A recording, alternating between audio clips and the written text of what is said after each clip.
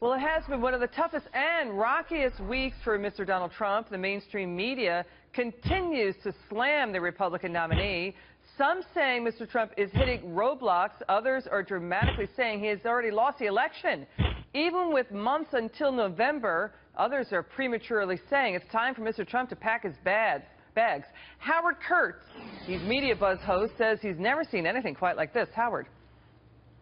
Yeah, it's over. We can all just take a nap until November. Look, even with Trump suffering from self-inflicted wounds, criticizing a Gold Star family, getting into a feud with Paul Ryan, wandering off message, the negativity and the sheer personal intensity of this barrage that he's been up against has been truly remarkable. It's not just that the pundits are saying he's a bad candidate or he's slipping in the polls or all of that.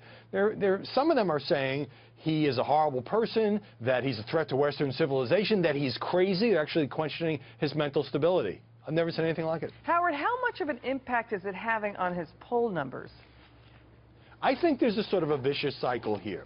So if Trump makes a mistake, maybe that hurts him in the polls. And then you get a barrage of commentary on television, online, in newspaper op-ed pages that seems to amplify it. And it takes a 1 or 2 day story and it turns it into a 4 or 5 or 6 day story. And then if he goes down in another poll or a swing state poll, that also adds to a sense that this race is slipping away from him. I mean, everybody needs to calm down. It's early August and these races always tighten. But you do have the sense, with so much of the mainstream media even having predicted Trump would never win the nomination or having mocked him from the beginning, that there's something personal here. Yeah, that's interesting because here's the thing. Here's what else going on. Mr. Trump and Hillary Clinton were neck and neck. They're going into the conventions, right? And for Donald Trump to win the general campaign, he has to hold above 40. He has to be moving toward 50 right now. So, is it that these are self-inflicted wounds and he's falling for the bait that's being laid out for him? Or you're saying it's something beyond that? You're saying that basically members of the media just don't like him and it's personal. Which is it? Well, obviously, Trump has been at war with the press since he got into this race, and it didn't stop him from winning the Republican nomination. In fact, his base loves when he beats up on the press. We're not too popular. But I do think there's just sort of an amplification effect here. And here's another point. Usually in a presidential race, a candidate, even if he's having a rough time, has a sort of a hearty band of supporters in the media.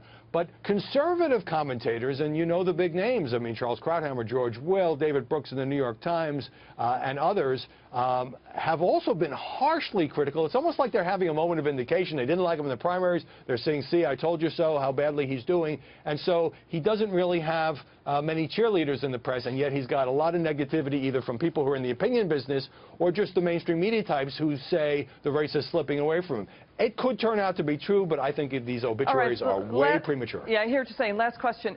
Here's the other thing. These seem to be distractions. There are major problems that the U.S. has to deal with: border security, the refugee crisis, ISIS being embedded in the refugee flow, flatlining GDP growth. You've watched campaigns, and so many of them before. Have you seen anything like this where there seems to be so many distractions, where there's bigger issues at play and the media is not covering that?